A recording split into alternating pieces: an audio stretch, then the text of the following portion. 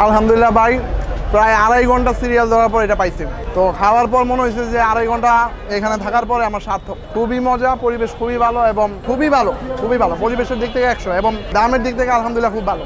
এটা এক কথায় বলতে গেলে যে আমার জীবনে এরকম খাবার কখনো আর খাই নাই।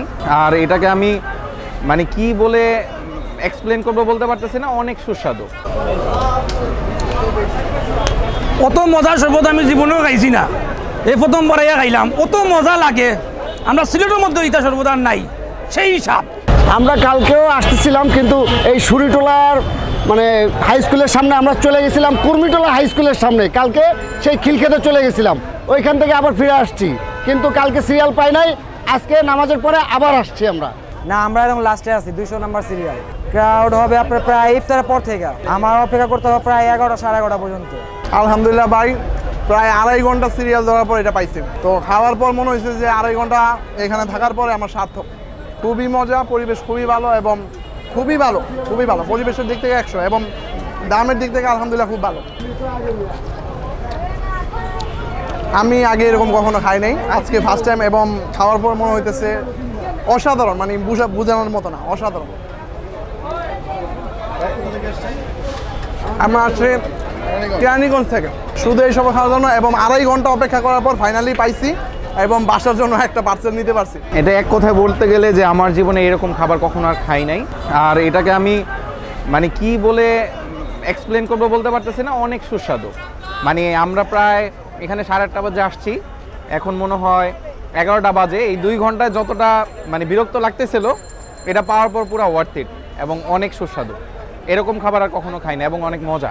আসলে খাবার কোয়ালিটি, এক কথায় বলতে গেলে খাবার কোয়ালিটি। কারণ এইরকম খাবার যদি বলতে হয় আবার 2 ঘন্টা ওয়েট করে খেতে হবে, আমি খাবো, এতটা ভালো।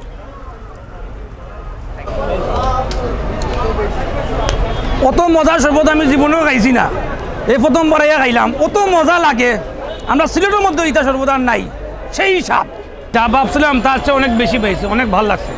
মানে যতটুকু আশা করে আসছি তার চেয়েও বেশি, অনেক স্বাদ, প্রচুর। ভাই আমি তো শুনছি এই যে 400 নিচে কোনো সিরিয়াল হয় না, 400-500 সিরিয়াল।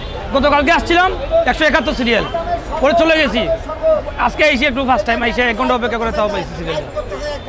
আমরা কালকেও আসতেছিলাম, কিন্তু এই সুরিটোলার মানে হাই স্কুলের সামনে আমরা চলে গেছিলাম, কুর্মিটোলা হাই স্কুলের সামনে। কালকে সেই খিলক্ষেতে চলে গেছিলাম, ওইখান থেকে আবার ফিরে আসছি, কিন্তু কালকে সিরিয়াল পাই নাই।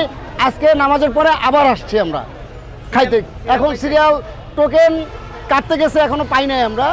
হ্যাঁ, হয়তো কিছুক্ষণের মধ্যে ভিতরে পাবো। ভিড় তো আসলে অনেক ভিড় এখানে। হ্যাঁ, আলহামদুলিল্লাহ। হ্যাঁ, আমরা চাই আরও ভালো খাবার।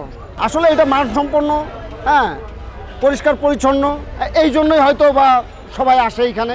আমরাও আসছি, এইটাই শুনে আসছি যে 9টা থেকে 12টা পর্যন্ত এখানে মানে জুস বিক্রি হয়, শরবত।